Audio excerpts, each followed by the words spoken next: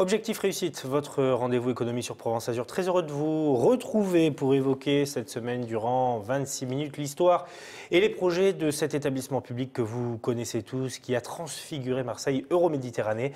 C'est sa présidente qui est avec nous sur ce plateau, Laure-Agnès Karadec. Bonjour. Bonjour. Merci d'avoir accepté cette invitation. Vous présidez donc à la destinée, je le disais, d'Euroméditerranée. Vaste entreprise, à la base initiée par l'État, mais aujourd'hui bien récupérée par les collectivités locales, les docks, les fabriques, la Marseillaise, la Tour CGM. Enfin, voilà, il y a tout un tas de réalisations dont nous allons parler dans cette émission. Et puis, nous verrons aussi comment, finalement, au travers d'Euroméditerranée, on impulse une vision d'un territoire. Je précise également que vous êtes adjointe au maire de Marseille et conseillère départementale et que vous êtes vice-présidente de la métropole.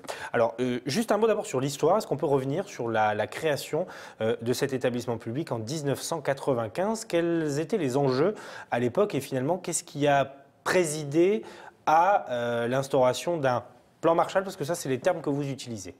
Oui, en fait, en 95 et les prémices en 94 partaient d'un constat que Marseille perdait des habitants, il n'y avait pas de dynamique économique, et donc l'État et les collectivités, mairies, départements, régions, se sont constitués ils sont mis d'accord sur une opération d'intérêt national qu'on a appelée Euroméditerranée, avec une réelle volonté de redynamiser le tissu local au travers de la constitution de la ville dans toutes ses composantes, avec bien sûr une entrée économique, mais une entrée culturelle, une entrée logement, une entrée requalification de l'espace.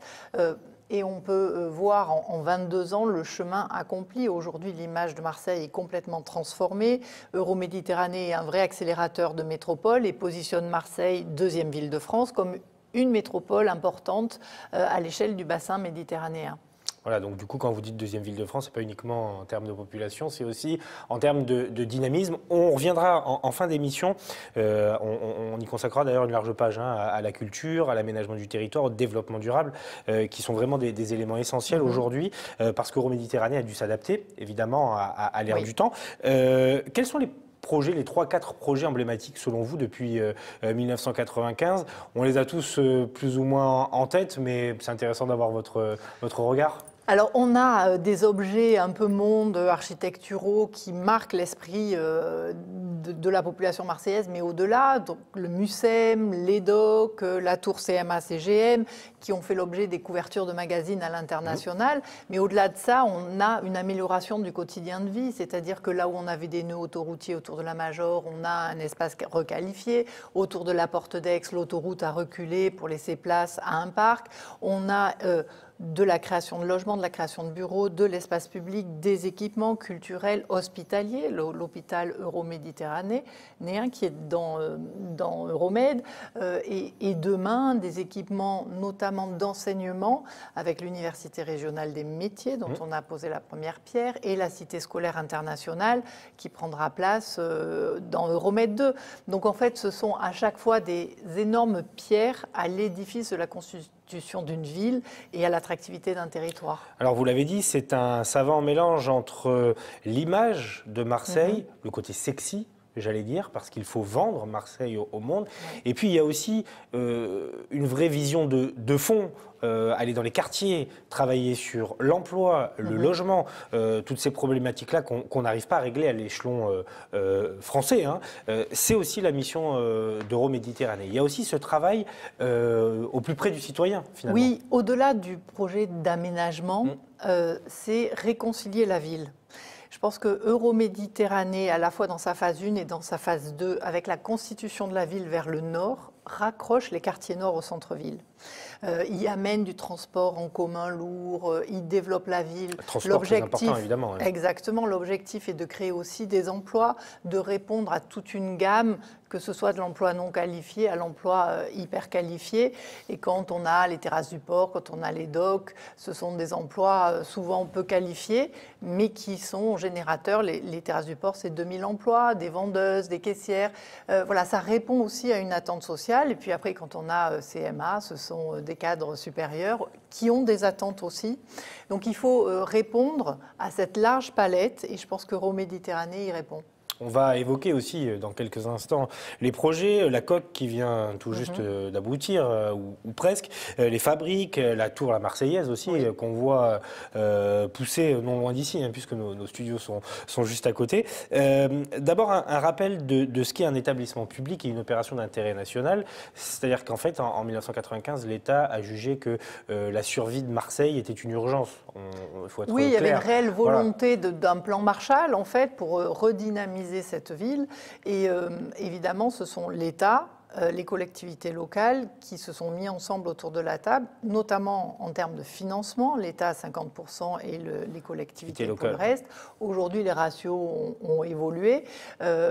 C'est plus les collectivités locales qui financent, mais l'objectif reste le même, c'est-à-dire faire en sorte que cette ville soit visible en tant que grande métropole de la Méditerranée, soit aussi démonstratrice, parce que l'avantage d'un établissement public national, c'est qu'on a le droit à l'expérimentation. C'est-à-dire qu'aujourd'hui, on peut mettre en œuvre des process non normalisés qui deviendront ensuite la norme. Donc, en fait, c'est un terrain de jeu, quelque part, extraordinaire. C'est très important. Pour les start-up, pour les gros opérateurs, hein, les grandes majors, Bouygues, Eiffage, et ainsi de suite, pour mettre des process innovants dans la constitution de la ville. C'est une sorte d'espace de liberté dans un système français parfois lourd, avec le principe de précaution, où les normes sont quand même assez contraignantes. Du coup, quand on intègre Euroméditerranée, on peut pousser un petit peu les portes de cette liberté et expérimenter. Et c'est très important dans le cadre du numérique, parce qu'il y a un vrai recentrage depuis quelques années sur l'activité numérique et les nouvelles technologies. Tout à fait. Bon, déjà, Marseille a l'avantage d'être au passage des câbles sous-marins. Oui. Donc, cette position-là il faut en profiter, il ne faut pas laisser passer un énorme atout pour nous.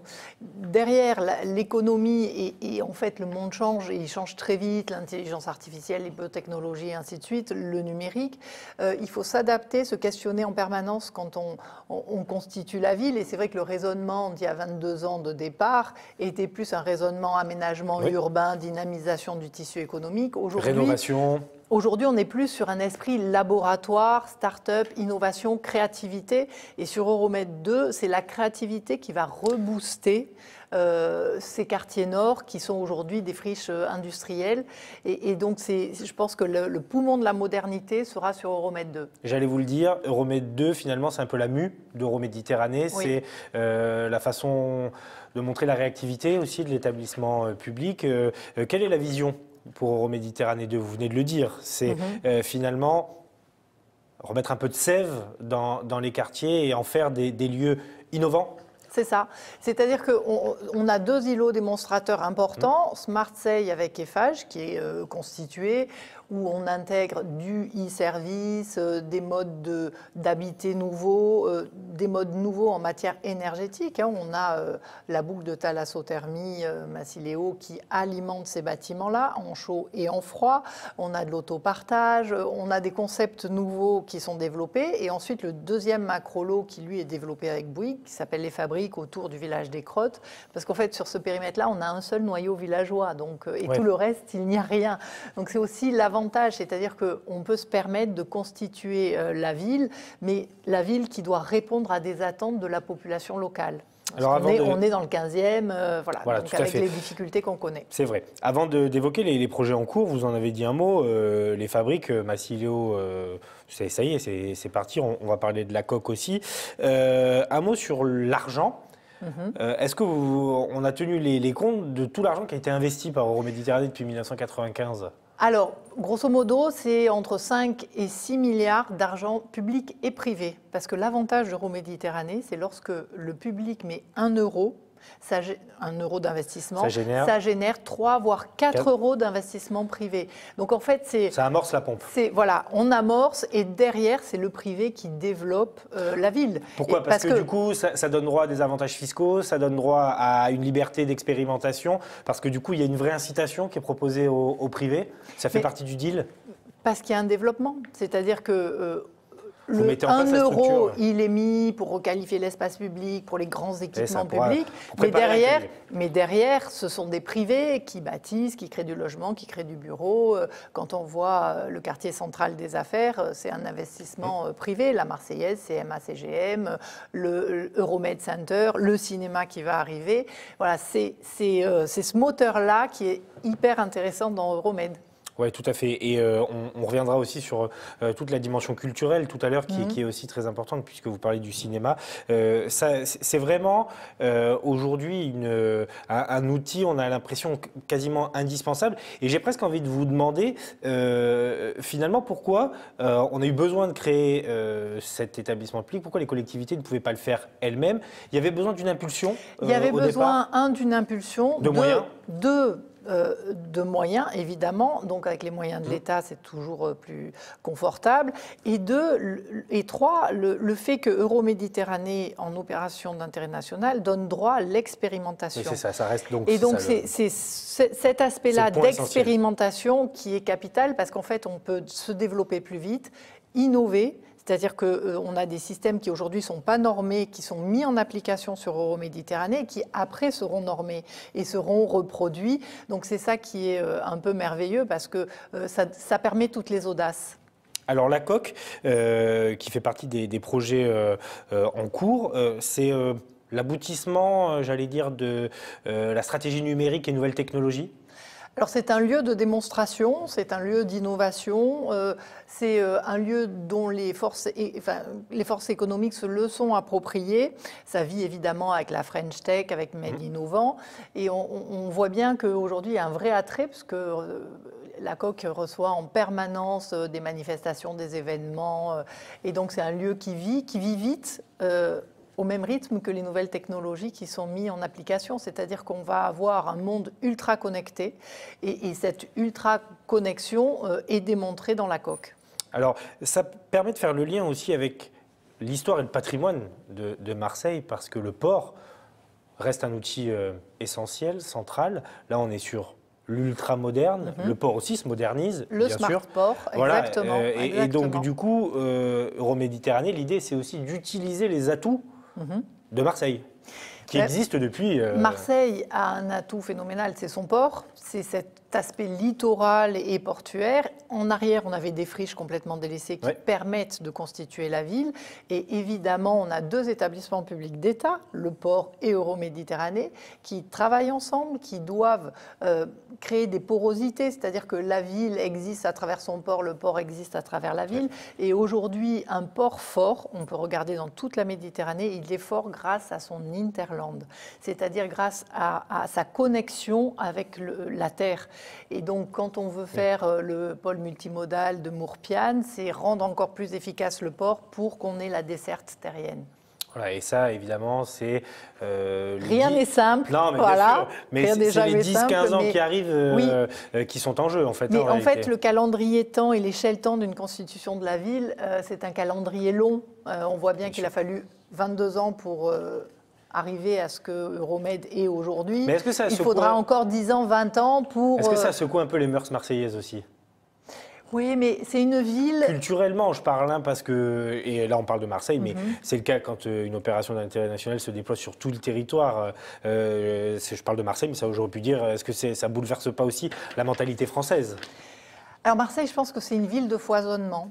Depuis toujours. C'est une ville un peu atypique, qui a toujours eu la notion de l'accueil à travers le fil des années, des siècles même. Et donc c'est ce foisonnement-là qui fait l'identité de Marseille, qui fait sa particularité. Et je pense que justement ce terrain de jeu qui est Euroméditerranée permet ce foisonnement, permet aux activités créatrices, innovantes de se développer. Et c'est comme ça que Marseille se démarque d'ailleurs. Alors 2 questions importantes maintenant, celle de l'emploi puis celle du logement ensuite. L'emploi, on est à 20 000 emplois créés depuis 1995. Ça reste un leitmotiv en haut de la liste, le développement de l'emploi, la lutte contre le chômage en fait. En fait, je pense que c'est la priorité numéro 1 de Marseille, c'est-à-dire développer l'économie et derrière l'emploi. Alors, moi, je ne raisonne pas qu'au périmètre d'Euroméditerranée, j'en suis présidente certes, mais j'ai en charge dans d'autres domaines aussi le reste de la ville. Le premier pôle d'activité, c'est le centre-ville. Euroméditerranée vient en complément et on voit bien que cette ville qui se constitue, l'objectif c'est de raccrocher les quartiers nord au centre-ville et de faire en sorte que le poumon économique centre-ville élargi, grâce notamment à Euroméditerranée, puisse être un facteur d'attractivité, mais à l'échelle métropolitaine, parce que Euromed travaille avec The Camp réfléchit à la ville de demain, l'application se fait concrètement sur Euroméditerranée. En fait, tout ça a un lien dans l'espace et dans le temps. Donc ce que vous dites, c'est que finalement tous les acteurs du territoire, qu'ils soient institutionnels, privés, publics, ont un rôle à jouer au sein d'Euroméditerranée. Et vous, votre rôle de présidente, c'est de coordonner cette action, que tout le monde aille dans le même sens. Si oui, bien. impulser. Les CCI. Mais c'est impulser, fédérer, comment avec la Chambre de commerce on peut travailler, comment avec la Cité des entrepreneurs, qui est une spécificité d'Euroméditerranée, présidée par Sandra Chalinet, on travaille, on met en place des concours Made Innovant pour justement faire en sorte de primer des startups qui développent des modèles intelligents qu'on appliquera après sur Euroméditerranée ou ailleurs d'ailleurs dans le territoire. Donc en fait, c'est tout ce tissu, tout ce lien, toute cette intelligence collective et envie de faire avancer un territoire, à la fois avec la société civile, mais aussi avec les acteurs institutionnels. Quand on développe un territoire, qu'on crée des emplois, qu'on veut dynamiser une activité économique, il y a une question qui est essentielle, c'est celle du logement. On sait que alors les grandes villes françaises, c'est un vrai problème, soit pour des questions de loyer, soit pour des questions de topographie, soit pour des questions de densité. Et en plus, la question du logement, depuis 1995, elle a quand même beaucoup évolué, parce qu'aujourd'hui, il y a le développement durable qui a fait son apparition, la mixité sociale. Enfin, on ne voit plus le logement du tout de la même façon depuis 5, 6, 10 ans maintenant. Oui, ça évolue comme la société. On a un besoin de production à l'échelle de Marseille, et c'est Marseille qui draine justement la production de logements. Moi, l'année dernière, j'ai délivré à peu près 6 000 logements en permis de construire. Alors, pas tous se réalisent, mais on a cet objectif de maintenir les 5 000 logements par an, parce que justement, lorsqu'on veut attirer des entreprises, eh ben, les salariés doivent pouvoir se loger dans une gamme de prix et dans une gamme de produits complètement diversifiés. Donc, en fait, aujourd'hui, quand on parle aux opérateurs de logement, enfin aux promoteurs, et ils commercialisent très bien leurs opérations et à la limite, ils n'ont quasiment pas de stock. Donc, il y a ce besoin-là. Alors, les populations nouvelles, la cohabitation également. Enfin bon, voilà, il faut répondre à cette attente-là. Mais je pense que l'enjeu d'une ville, elle réside dans plusieurs domaines, c'est-à-dire évidemment dans le logement, dans la production de bureaux, dans la mobilité, c'est-à-dire qu'elle est attractive si les salariés peuvent se déplacer, dans la ville apprenante, c'est-à-dire comment on a une chaîne d'enseignement qui part de l'école de la deuxième chance à la cité scolaire internationale, au cursus universitaire les plus haut de gamme. Voilà, cette chaîne-là et cette diversité-là, elle est importante parce que ce sont les générations de demain. Le transport, justement, vous avez parlé de mobilité. D'ailleurs, on utilise beaucoup maintenant le terme de mobilité. C'est ce qui vous donne le plus de maux de tête, parce que c'est le casse-tête de toutes les grandes villes, en fait, et Marseille, deuxième ville de France, qui a connu et qui a toujours de vrais problèmes de transport. J'imagine que là, il y a une vraie réflexion et on voit d'ailleurs les rocades, la L2, enfin voilà, il y a plein de choses qui sont en train d'émerger. Mais bien sûr. Alors déjà, c'est la superficie de Marseille, c'est ça. Qui est très très étendue, beaucoup plus étendue que Lyon ou que Paris. C'est pas une mince affaire. Un retard à rattraper. Les lignes de tramway et de métro qui ont été créées, qui sont en cours de travaux pour être poursuivies. Donc, on va avoir la livraison du métro à Capitaine Jazz, les polarités sur les quartiers sud également. Là aussi, c'est long, c'est un long travail. Et oui, c'est un long travail. Et la question centrale, c'est la question de la gare Saint-Charles. Aujourd'hui, si on veut être attractif, cette gare, elle est complètement saturée, elle est en cul-de-sac. Il y a une obligation de dédoubler sa capacité et de la diamétraliser. C'est-à-dire qu'on arrête cet effet cul-de-sac, c'est-à-dire que les TER pourront justement innerver le reste du territoire. Donc cette obligation-là, elle est essentielle et le travail avec la SNCF est colossal. Donc voilà, c'est la guerre, c'est la bataille essentielle. C'est compliqué parce qu'en plus, là, c'est pas une question marseillaise, hein, c'est-à-dire que là, ça concerne d'abord la région, le département, la ville, et même le pays, j'allais dire, parce que quand on parle de LGV, quand on parle de lignes nouvelles, quand on parle de liaison avec Paris, bon voilà, c'est vrai que c'est un dossier compliqué. Important, on voit bien l'effet TGV, et aujourd'hui, il faut amplifier cet effet-là. Alors, on va terminer avec le développement durable et la culture. Le développement durable, d'abord, un mot, on en a déjà beaucoup parlé. Aujourd'hui, ça fait partie de la philosophie qui a évolué. Enfin, aujourd'hui, on ne peut plus passer au travers de ces questions-là. La région va présenter son plan climat. La ville fait aussi beaucoup, le département. Vous êtes obligé de l'intégrer vous aussi, quoi, forcément. Enfin, c'est même plus... On raisonne avec. Ce qui s'est passé, c'est que tous les modèles de développement durable étaient des modèles d'Europe du Nord, avec évidemment les pays qui étaient exemplaires étaient à l'Europe du Nord. Et aujourd'hui, ce qu'on veut démontrer au travers du territoire du Sud, que ce soit région, département, métropole, ville, Euroméditerranée, c'est créer notre modèle de développement durable. Parce que ce n'est pas comparable. Ici, on a le Mistral, on a le soleil, on doit lutter contre l'effet climatique encore plus fort les mentalités qui sont différentes, qu'au Nord. Exactement. Et donc, les macrolots d'Euroméditerranée, l'objectif, c'est de créer un îlot démonstrateur de la ville durable méditerranéenne de demain. C'est-à-dire comment on construit dans le Sud, à la différence du Nord. Et justement, est-ce que le plus dur dans le Sud, c'est la question que je pose souvent quand je parle de développement durable, c'est pas nos mentalités à chacun, de vraiment prendre conscience de l'économie d'eau, de l'utilisation de la voiture, de jeter son plastique dans la nature, faire attention aux incendies l'été. Enfin voilà, est-ce qu'il n'y a pas aussi une révolution culturelle à avoir dans le sud de la France, mais en France tout court, quoi, en fait? Ah oui, bien sûr. Je pense que la pédagogie, elle est essentielle. Et je pense qu'il faut travailler, évidemment, sur les générations à venir.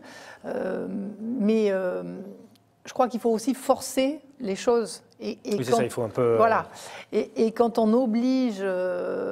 mais en fonction d'attentes aussi de la population, à fonctionner autrement. Par exemple, sur SmartSave, vous avez dans chaque appartement un boîtier sur les consommations énergétiques et donc qui alerte l'occupant. Et si il est au-delà des ratios normaux, il est averti, quoi. Il est averti, mais c'est surtout qu'il y a quelqu'un qui vient, mis en place par Eiffage, qui vient expliquer comment faire que, bon, voilà, il faut peut-être qu'il mette ses machines la nuit, que voilà, quelques petites astuces. Voilà, exactement, pour le chauffage. Pour éduquer aussi, je pense que ça, c'est essentiel. Alors, il y a une dernière question qu'on sans va culpabiliser. Non, non, parce que bon, bien sûr. On est souvent dans la culpabilité, ce qu'il ne faut pas. La culture. Alors, c'est vrai qu'on est dans une émission d'économie, on a une émission culture sur l'antenne, mais finalement, on peut joindre les deux parce que c'est un outil de développement touristique. C'est une vision aussi de la ville et d'un cadre de vie confortable pour les gens qu'on souhaite attirer. Donc, vous êtes très vigilant et vigilante à ça au sein d'Euroméditerranée. Au sein d'Euroméditerranée, et plus largement, on voit bien que Capitale européenne de la culture a été un effet phénoménal parce que derrière, ça engendre une population touristique qui vient. Oui, une curiosité, une vraie curiosité. Une curiosité aussi des Marseillais, parce que c'est important que les Marseillais s'éveillent à la culture et dans toutes ses formes. Et je pense qu'il faut continuer. Alors évidemment, il y aura 2018 avec les acteurs économiques sur l'effet capitale européenne. Il y aura Manifesta en 2020. Alors là, c'est l'art contemporain sous toutes ses formes sur l'espace public, un peu décoiffante, qui va investir Marseille. Donc voilà, on a des étapes importantes qui font que ça permet aussi d'avoir ce rayonnement et cette image à l'international de Marseille comme une ville créative, comme une ville qui mérite de venir. Et tous les magazines internationaux disent que c'est là où il faut aller. Donc, c'est vrai que ça fait peut-être aussi prendre conscience aux Marseillais combien notre ville est attractive. Parce que souvent, les Marseillais n'en ont pas forcément conscience. C'était la dernière question que je voulais vous poser. On aurait pu commencer avec cette question d'ailleurs, parce que On parle beaucoup de développement, d'attirer des entreprises, d'attirer des cerveaux aussi, mais l'idée c'est aussi d'intégrer les Marseillais à tout ça, qui prennent un petit peu en main leur ville, et la culture est un moyen, mais le développement de l'emploi, le développement économique, il y a aussi cette notion-là, hein. C'est aussi fait pour les Marseillais. Mais oui, aujourd'hui, n'importe quel Marseillais qui accueille de la famille, qui vient de l'extérieur, ils vont où? Ils vont au Mucem, ils vont à Notre-Dame-de-la-Garde, ils marchent sur le port complètement rénové et apaisé, et ils sont fiers de leur ville, voilà, donc il faut encore continuer. Moi, je suis marseillaise, et voilà, j'ai envie que cette ville, comme beaucoup d'autres élus, comme le maire de Marseille, comme la présidente du département, puisqu'elle vient aussi fortement sur la requalification du centre-ville, évidemment, Renaud Muselier, sur les questions de transport aussi, lui aussi, sur les questions de transport, se bat avec nous, voilà. Comment on arrive tous ensemble à faire en sorte que cette ville, elle continue à avancer, à se développer, à rayonner. C'est vraiment l'objectif. Et je crois qu'on a un atout phénoménal, c'est notre position géographique. Demain, l'économie, elle va se faire avec l'Afrique. Voilà, et on est en lien direct. La porte d'entrée, là. Voilà. Et en fait, on s'aperçoit qu'il ne faut pas se tromper dans nos choix. C'est-à-dire que les trains passent, il faut monter dedans, sinon on reste à tout jamais sur le quai. Et nous, on essaye vraiment de monter dans tous les trains. Merci beaucoup. Laure Agnès Karadec d'être venue sur ce plateau. C'est la fin de cet entretien. Je rappelle que vous présidez Euroméditerranée. Vous pouvez revoir cette émission sur notre site internet, le www.provenceazur-tv.fr, ainsi que sur les réseaux sociaux, Twitter, Facebook et bien sûr notre chaîne YouTube. À la semaine prochaine pour un nouveau numéro d'Objectif Réussite sur Provence Azur.